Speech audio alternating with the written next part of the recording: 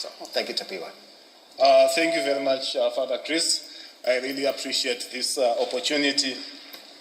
And I also want to thank the congregation of All Saints for this moment. I'm a fan of soccer, and I'm learning to like hockey.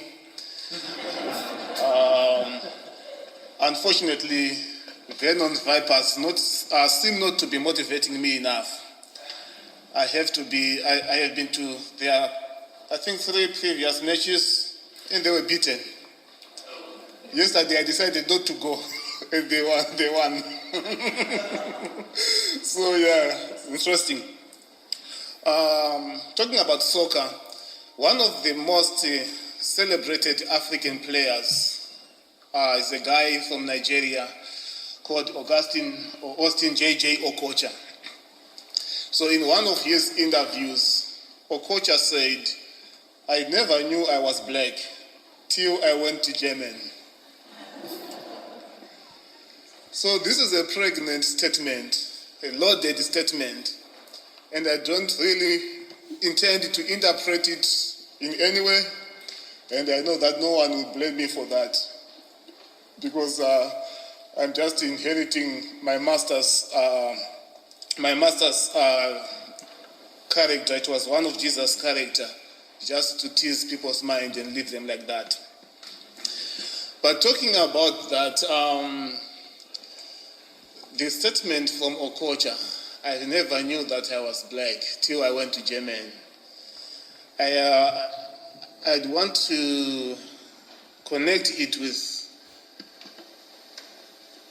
this parish, in the sense that from the day we came into this parish of All Saints, early last year, I'm not sure with Lisa, but probably we share the same sentiments. We did not feel black, but we felt the love of Christ. We did not see black, but we saw the love of Christ.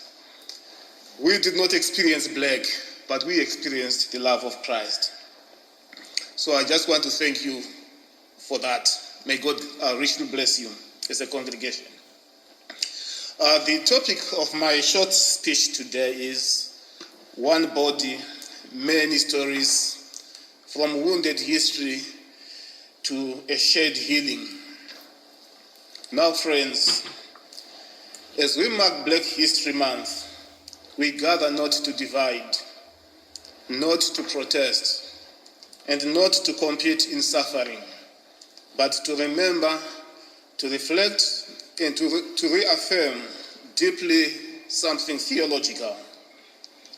The Apostle Paul writes in Galatians chapter 3, verse 28, "There is neither Jew nor Gentile, neither slave nor free.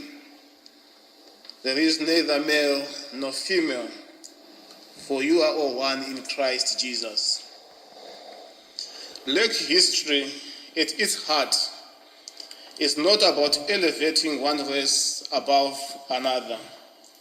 It is about remembering that every human being is created in the image of God equally.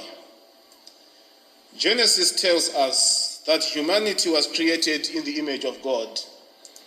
And I want to believe that that image has no racial hierarchy. There is no superior or inferior image of God. Black History Month exists to remind us of something that the church already proclaims, that where history has distorted human dignity, the gospel restores it. But friends, we must be very careful. Black History Month should not become a weapon for activism against others. It is not about reversing exclusion with a new exclusion. It is not about claiming monopoly over suffering.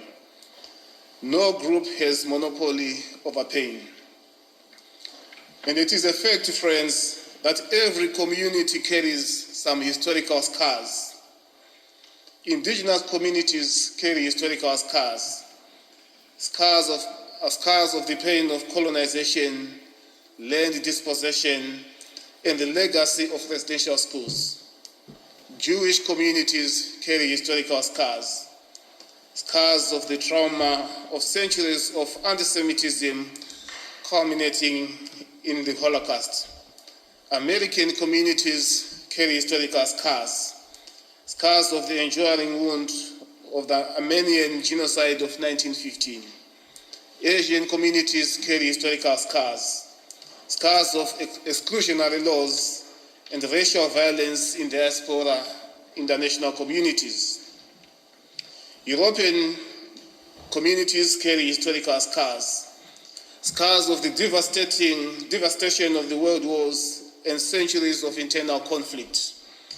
And of course, African communities carry historical scars, scars of the transatlantic slave trade, colonial exploitation, and systemic racial injustice.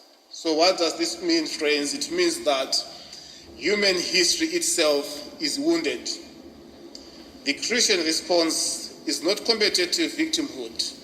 It is shared humility. One of my good friends, a sociologist by the name Adam B. Seligman, speaks powerfully about community boundaries, and he calls it the challenge of difference. He argues that every community forms boundaries, lines that say, this is who we are. The danger comes when those boundaries harden into walls. Difference becomes threatening. Identity becomes defensive. Memory becomes weaponized. But Seligman suggests that mature communities learn to live with difference without erasing it. And the church is called to be such a community. We do not deny difference. We do not pretend that history did not happen, but neither do we let difference define ultimate belonging. In Christ, our primary identity is not racial, it is relational. Black History Month, therefore, is an act of awareness. It reminds us mainly three things. Number one, that contributions were often overlooked. Secondly, that identity was sometimes denied. And thirdly, that injustice occurred. But it also reminds us that the gospel calls us beyond resentment. The cross of Christ did not erase history, it redeems it. The resurrection does not deny suffering, it transforms it.